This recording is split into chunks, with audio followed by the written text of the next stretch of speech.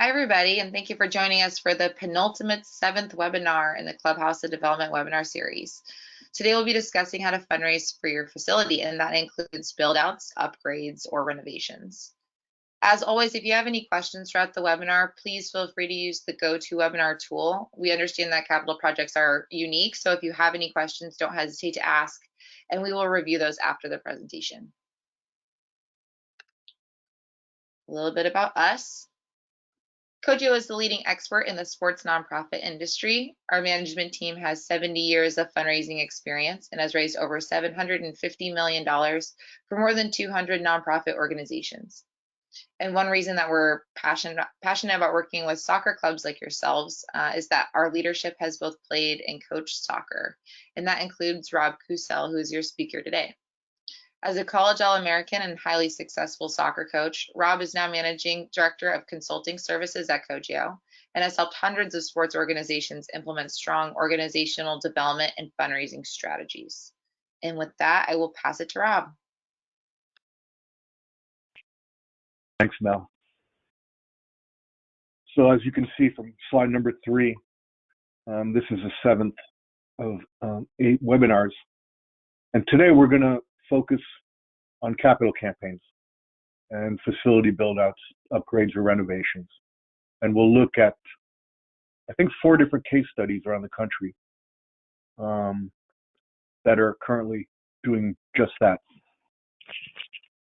at different stages. So it'll be interesting to note the progression for each of these clubs.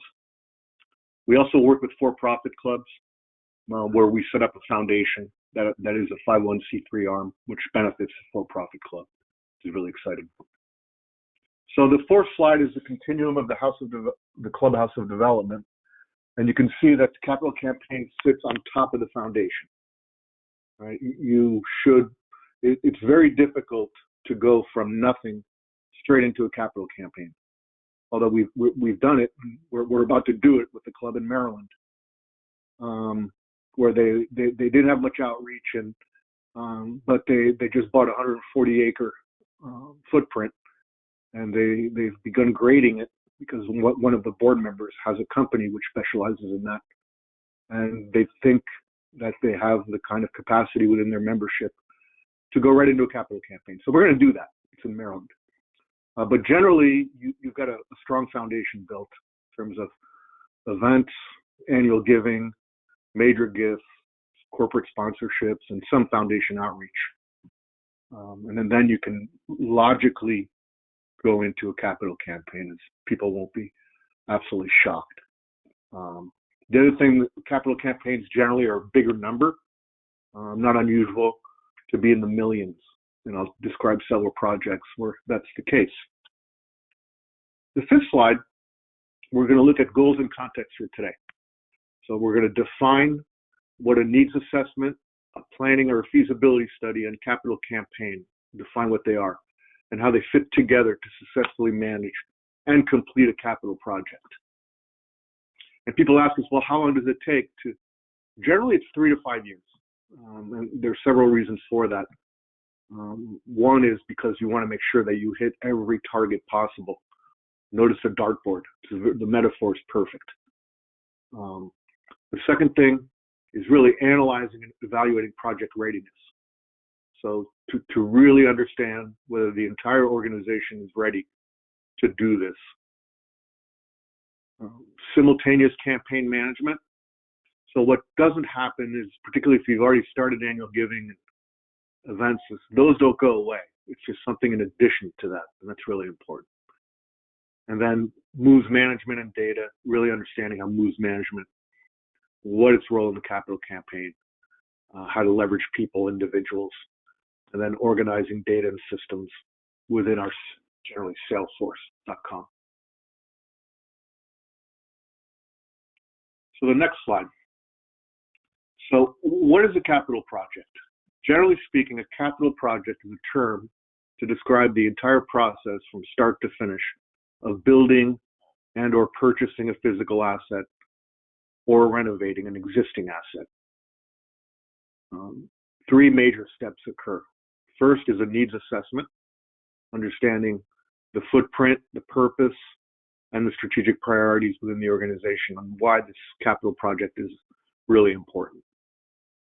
The second is a feasibility study to test the feasibility of the campaign's success by getting as much data prior to the campaign as possible.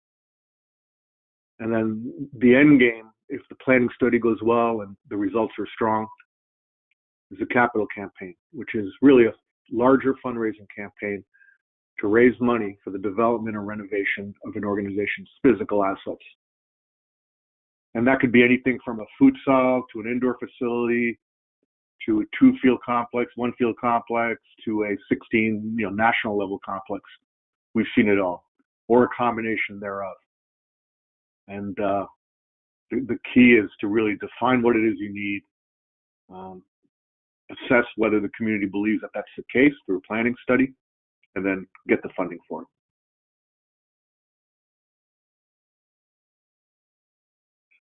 The seventh slide is really understanding thoroughly why a facility, complex, or whatever build out needs to occur. And in order to do that effectively, we generally impose this on our clients, which is just a needs assessment. May or may not do a strategic retreat, really depends on the complexity of the issue and the location of the footprint in terms of potential threats from neighboring parties, particularly if you're putting up lights. It's really important. There's a reason why around the country most complexes are generally right off a freeway or a highway. I'm in Richmond, Virginia, and there are many soccer complexes because of the Richmond Strikers and the Richmond Kickers.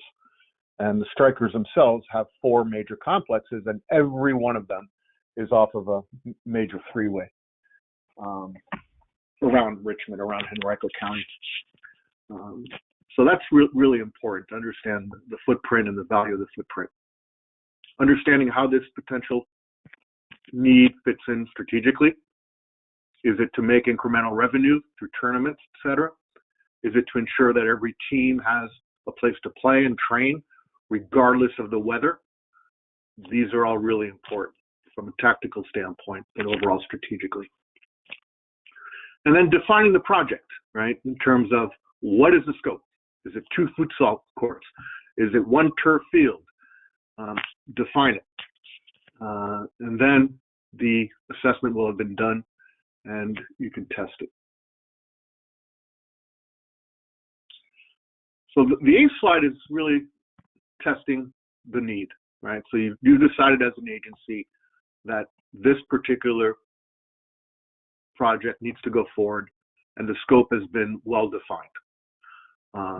So the planning study really is to test whether or not there is, 1, the leadership available, and 2, the willingness to actually take the project on, and 3, the funds to support it potentially. So the preparation phase of the planning study involves putting together a logical interview list. They generally comprise individuals who will make a difference in the campaign: current parents, board members, past board members, community leaders, the mayor, people like that, city council people, etc. Then there's a needs assessment in terms of the case for support, understanding what it is that we're testing. Generally a 2-page document, no pictures, just words. And then a questionnaire. And the questionnaire is custom, and it's really based on perception of the agency and the club, perception of the need as defined by the case for support. So whether it's a futsal court or an outdoor facility, an indoor facility, whatever it is you're testing. And then there are many, many questions around the campaign, particularly around campaign leadership, around potential giving, around prospects, qualified prospects, and other questions that really dig down in terms of getting raw data. And we ask the same questions, custom questionnaire, of each interviewee. And at a minimum, we conduct 28 interviews should be conducted. 28, if you've taken statistics, you know that's a magical number. That means that the sample is statistically relevant. You have enough data so that you can actually believe in it. So we do 28 minimum, but generally speaking, we recommend that it be more. And why is it important that a third party do this, that it's not the club doing this planning study, although it can be done informally, simply by having conversations with people? Because the first thing we tell people is that, hey, what we're going to report back to the board of directors is super confidential. So you can be as candid as you want here. And people tend to be much more open that way. Half the interviews are conducted. Then a mid-study report should be delivered, which is an analysis of the results to date, as well as adding potential interviewees and making sure that things are progressing well. Then you finalize the interviews, gather incremental data, even more data, and then produce a final report. And the final report is two parts. It's really, one, here's what we found, finding and conclusions, part one. So really just a bunch of quotes and just reactions to the questions that were posed. And the second part is recommendations for proceeding with the campaign. And that is a detailed timeline on what it's going to take, who should be approached, who should lead the campaign, and as well as some other recommendations. So it really does the job in terms of ensuring that if in fact the feasibility study's results were positive, that you've got all the proper elements to actually launch a campaign immediately and be very successful. Next slide is really useful because it really helps to understand whether or not you do actually have full readiness. It's pretty macro, it's pretty simple. We call this a capital campaign readiness checklist. First thing, do you have proper collateral? Check. And collateral should include, at a minimum, a case statement that's campaign specific. It should include maybe even a video, some kind of video. Definitely sketches of the proposed facility, as well as a corporate deck to look at naming opportunities and other sponsorship opportunities. And we'll look at a specific corporate capital campaign deck a little later on in the presentation. It should have structure, as I mentioned, so the final report of the planning study provides that structure. And by structure, that includes leadership, as well as qualified prospects and any other issues that need to be addressed in terms of the custom nature of that particular campaign.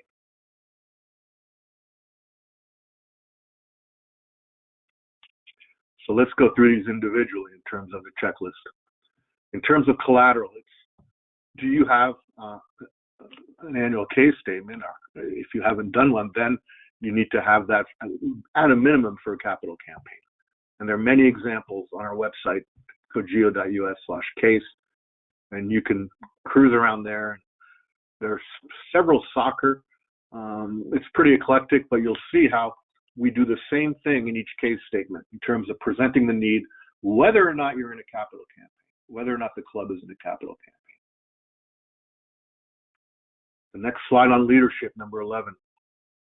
So who are these individuals? Well, they're really AAA. They have AAA background in terms of they have high affinity, A, high access into the community, A, and then an extra would be affluence, money. They themselves have wealth and therefore can make a gift. So AAA, affinity toward the club and the campaign being proposed, access in terms of being able to connect into the community, and then if they're affluent, well, that's great. So in terms of the board, they should be involved in a capital campaign, but it's also a good opportunity to bring in other individuals that are not on the board, who may have been on the board in the past, who act as steering committee members. So we generally call the leadership team for the capital campaign the steering committee for the campaign. And so that includes, again, current board members for sure, past board members, community leaders, and other corporate leaders. Think of the head of the Rotary Club, people like that who have influence and who can really make a difference. And the reason why you want to bring in politicos is because they control budgets. So city council people, and I'll get into a reality check on why increasingly we're seeing city councils around the country being very interested in putting together facilities so as to drive economic activity. There's no doubt that soccer tourism is one of the biggest economic drivers in the sports industry globally now.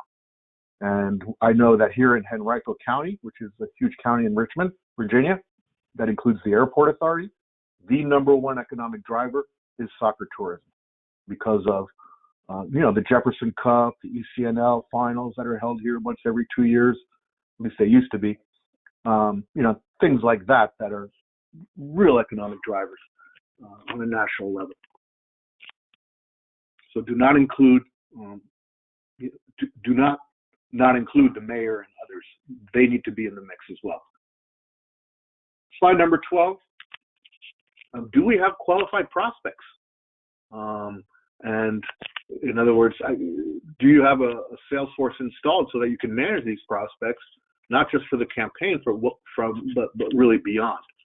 And then another thing we impose, obviously, on our clients is a well screening, which is you take their membership and anybody else that needs to be screened and do a well screening. And with our systems, what happens is any family with a net worth over $1 million is brought up, and then you get the exact net worth, up to whatever billions, and it's very effective. Qualified prospects, there are 4 key verticals here. The first are high net worth individuals. Again, that gets ferreted out through the well screening, and it's very scientific. Therefore, it really helps to qualify and prioritize who within the membership has the capacity to make a difference in the campaign. So high net worth individuals. One, businesses, right? They're another for sure, particularly as it relates to sponsorship and naming rights to any facility. Foundations, local foundations that might support capital projects and programs. We've worked with many around the country for our clients.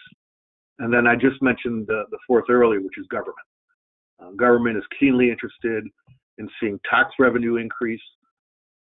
Therefore, they're keenly interested in, again, as I mentioned earlier, soccer tourism. It's a reality, and we're seeing a lot of that around the country.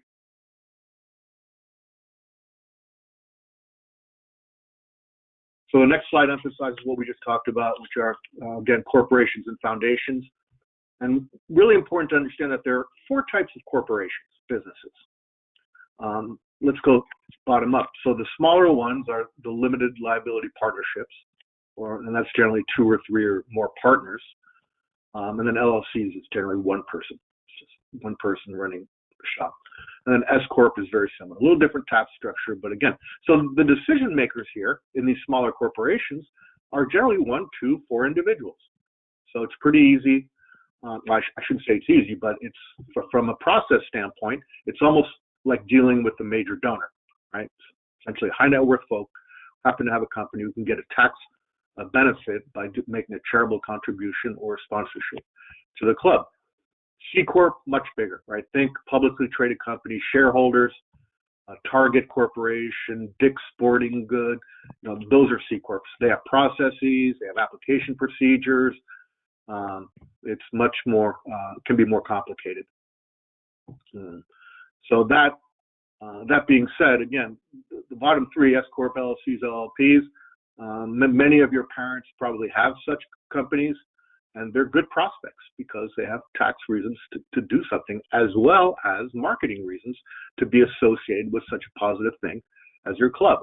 There's a reason why many healthcare companies are actively sponsoring various clubs around the country. It's because they want the association, and they also want the clients, right? This is their market. So if you do not have a relationship with a large hospital locally, you need to develop one. And more than likely, they will be absolutely amenable to speaking with you. Second, foundations.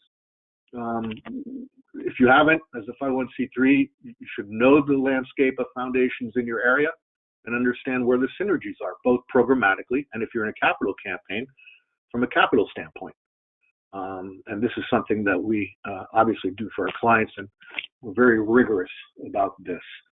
So when the final report comes for the planning study, it generally includes an exhaustive list of potential foundations in the area that would support both programs and capital. So even though we're at a capital build out, we'll still look at programs because revenue is revenue, and revenue can be moved around in budgets, right? So that's really important.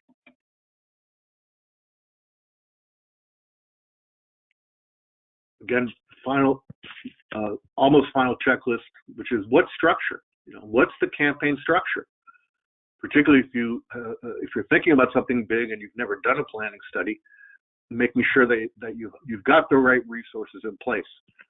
So executive director, campaign manager, grant writing, database management, research, design, and a marketing expert.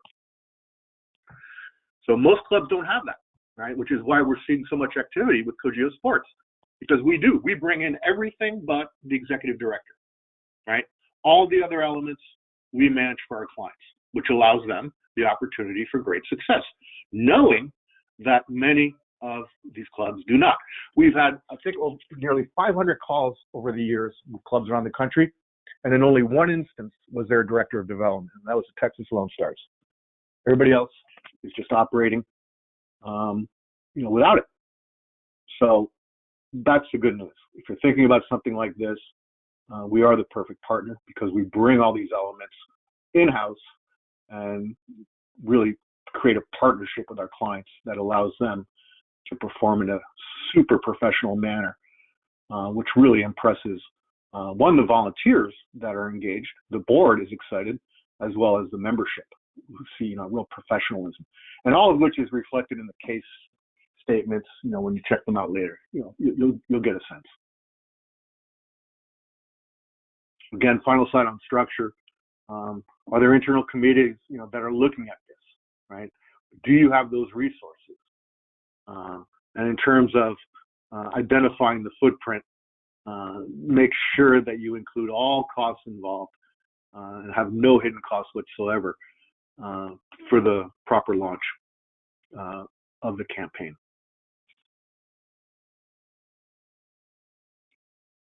And then the final slide on structure, anything else, right? Are there any other organization-specific parameters, anything that could impact in terms of personnel, activities, annual development, etc.?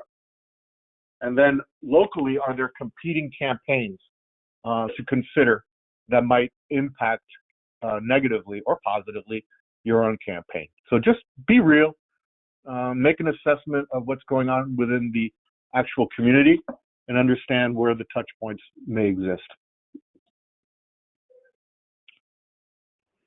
So in terms of the campaign itself, it's very fluid, although non-linear once you get into it in terms of results. And so the preparation phase really involves getting the materials, doing the research on prospect, putting renderings together, aggregating the leadership, and putting structure and making sure that you're set up on Salesforce in terms of data management.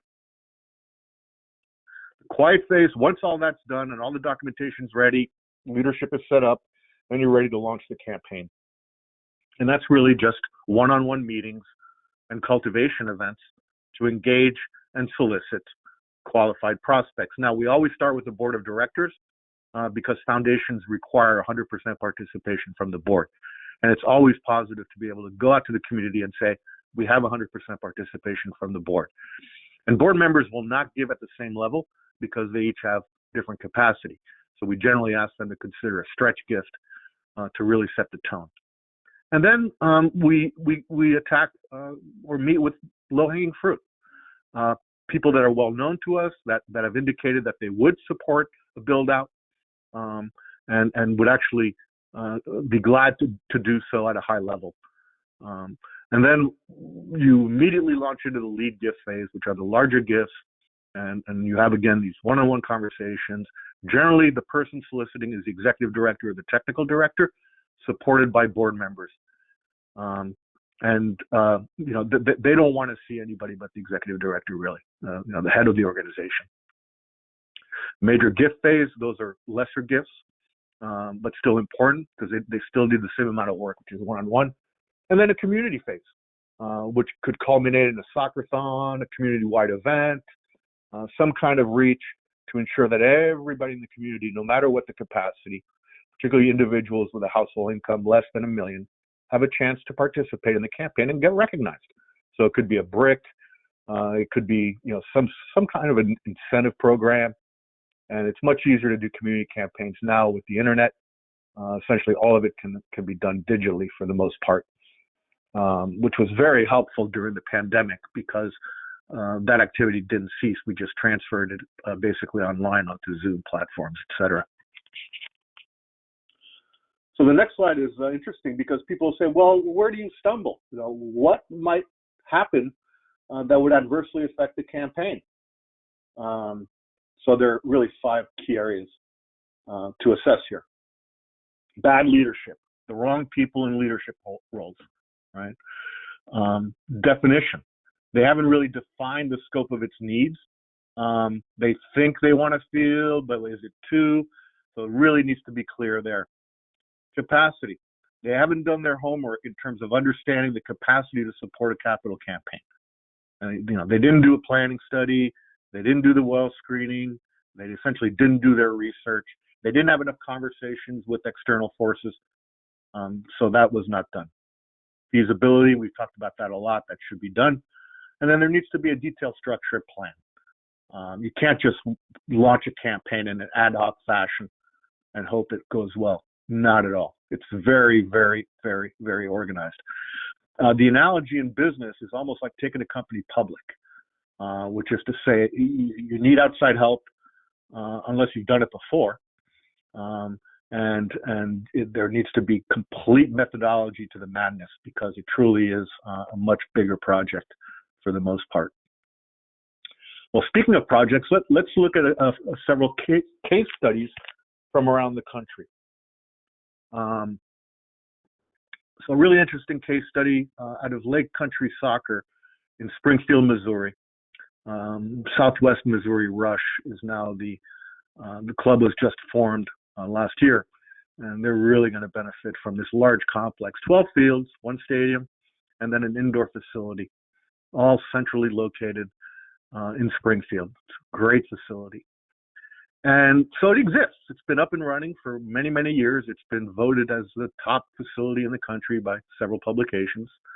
It's not the largest, but it's just very well run. And so the board of directors and the executive director, John Markey, decided, this could be a great if we could turf and light all fields, as well as upgrades to the stadium and the indoor facility. And their case statement does a really good job reflecting that. So if you go to the website later on, make sure you click on Lake Country Soccer. It's a really strong case statement that really outlines in great detail what it is they're trying to accomplish. We did do the well screening, which produced some good results and subsequently good conversations. And we've engaged leadership by creating a campaign-specific steering committee, as well as engaging several board members, a few of whom actually attend the weekly standing calls that we have. So they're committed. And then the most important thing we did 6 months into the engagement, or even 7 months into the engagement, was an economic impact analysis, right?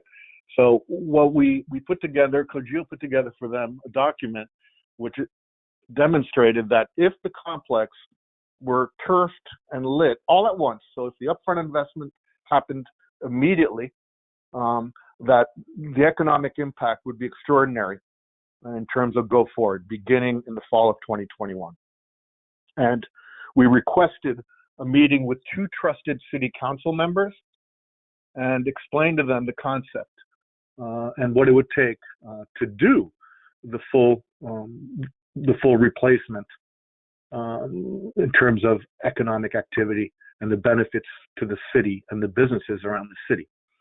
Those 2 city council members really bought in and presented to the rest of city council, who then agreed that it would be worthwhile taking a tour and better understanding the scope of the facility and the potential impact of the economic activity.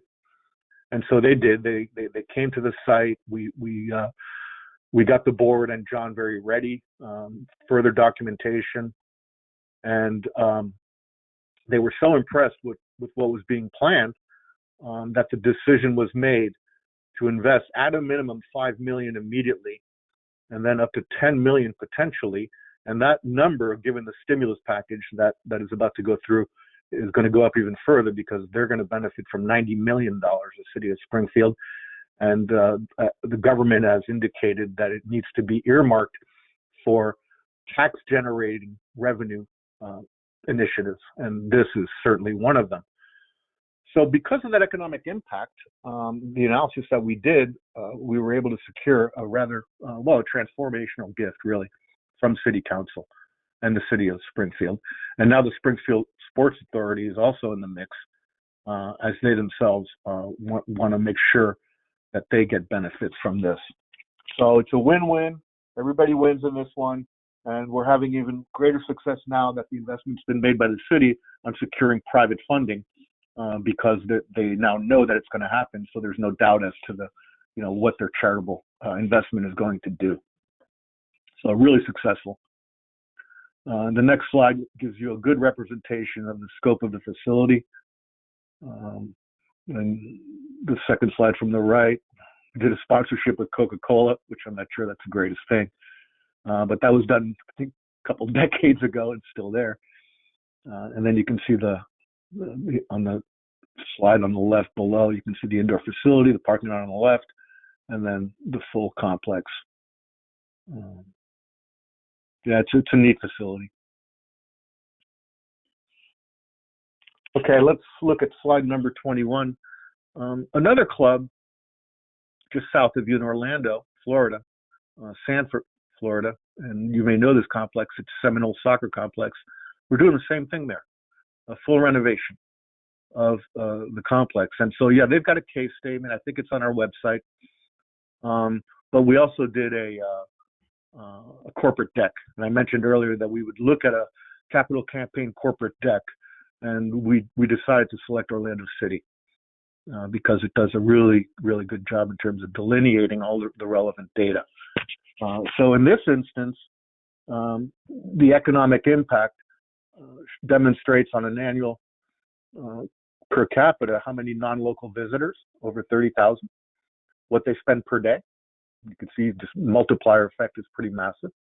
The number of tournaments that are being proposed, number of hotel stays, therefore tax generation revenue, and then non-local visitor days, in total nearly 100,000.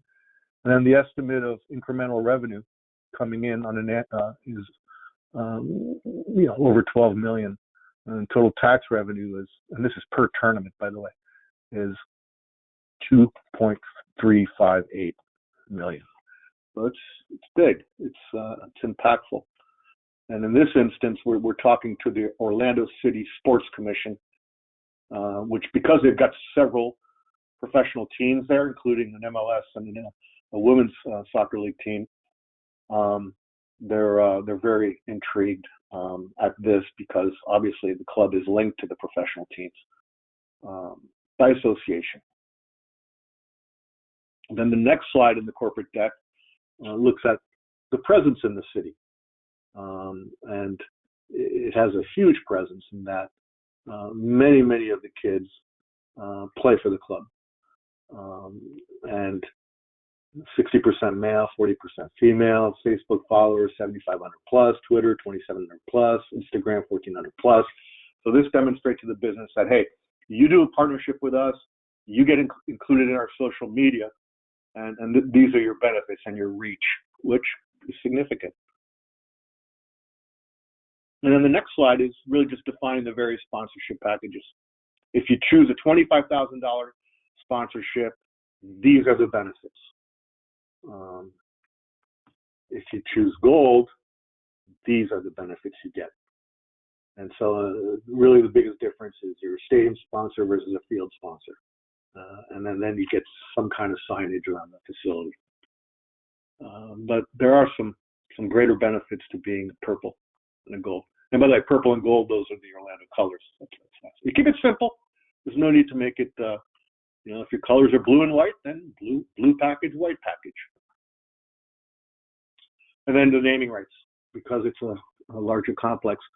And we decided to narrow it. We focused really on the complex, on the stadium, on the parking lot because it's so prominent, and on each of the 11 fields.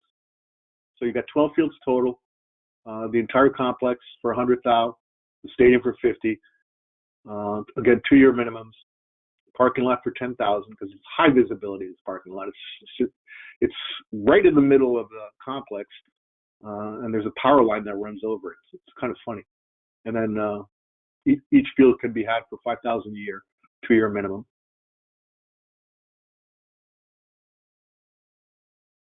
So it's a comprehensive deck that really covers everything around the facility. Now, what it doesn't do is equipment, because again, we're really focusing on making sure it's facility for the near term.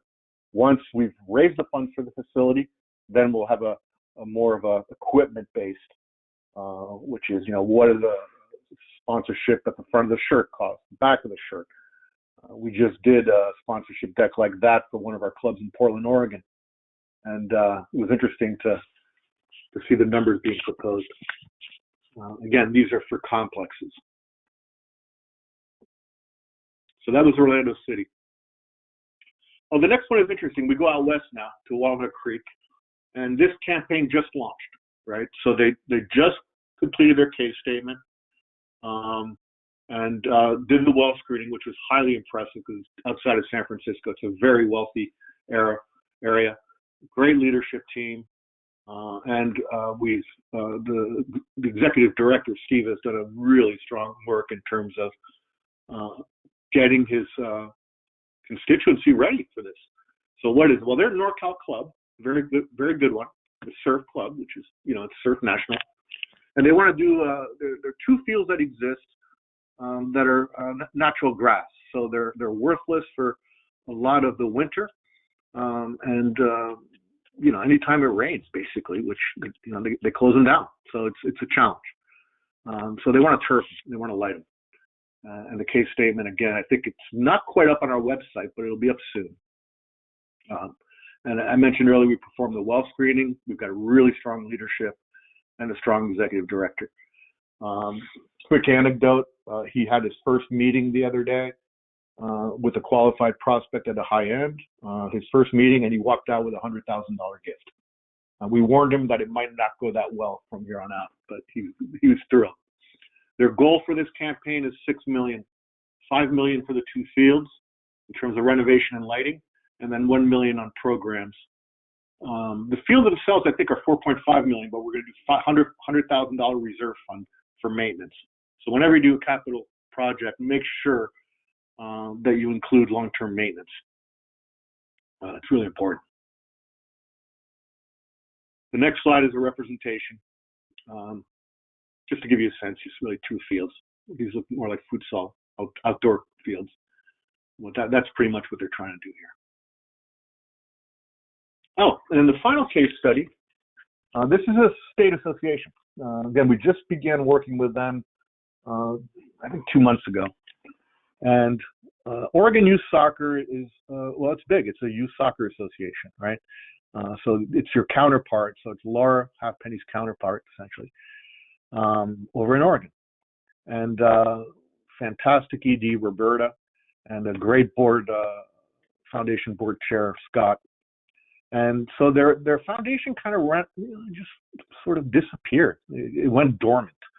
So the goal here is to reconstruct and reactivate the Oregon Youth Soccer Association Foundation. So it's we're directing the creation of the new board with a fellow named Scott as its initial president. And then they've also, the board of the OYSA, not the foundation, but OYSA, is really pushing this along with the Portland Timbers, who have a really influential role within OYSA. So it's a very tight partnership between the professional team and the state governing body. And there was a decision that there is a need for a state or national level complex, so a large complex somewhere near Portland. And so we're doing 4 things now in anticipation of this. The first, obviously, is we're building out the foundation board of directors. We had our first interview yesterday with a potential member, and it was fantastic. So that's happening to prepare for the capital campaign. And the second and third things we're doing are understanding what would be the ideal site location, how should we define the initial footprint, and what should the footprint look like for an aggressive expansion over time, given that this will be a phased approach, which is to say we'll probably do 1 or 2 fields at a time as part of the campaign. And once we have all of this done, the foundation board set up, the actual footprint defined, and the concept defined. So this is consistent with what we just talked about for the last 40 minutes, right? Which is making sure that the needs assessment and the campaign checklist is accomplished before we launch the planning study. Because at that point, we'll have the footprint, we will know what the cost is initially for the first build out, and we'll be able to do a planning study with key individuals. And the board of directors for the foundation is set up, therefore the leadership is structured. So readiness will be there, and all of that should take place. I would imagine the board will be assembled by mid-May, just to give you a sense again of how long these things can take given their importance. And then we will certainly probably have a footprint by then as well, maybe early June, at which time we would then launch the planning study, which would take all summer, which would mean that the campaign itself wouldn't launch until Labor Day. So it is a process, but that's what it takes in order to be effective. So thanks, Mel. I'll let you close it out. Thanks, Rob, so much for your time. As always, we will send out a recap email, and it will have a link to our Georgia Soccer platform that's on the Cogeo website. And that's where you'll be able to find a recording of this webinar and access to the slides. When you have access to the slides, you'll be able to click on the links for the case statements of a couple of the case studies that Rob mentioned, so you can flip through them there. Okay, thank you everybody for your time, and have a great rest of your day.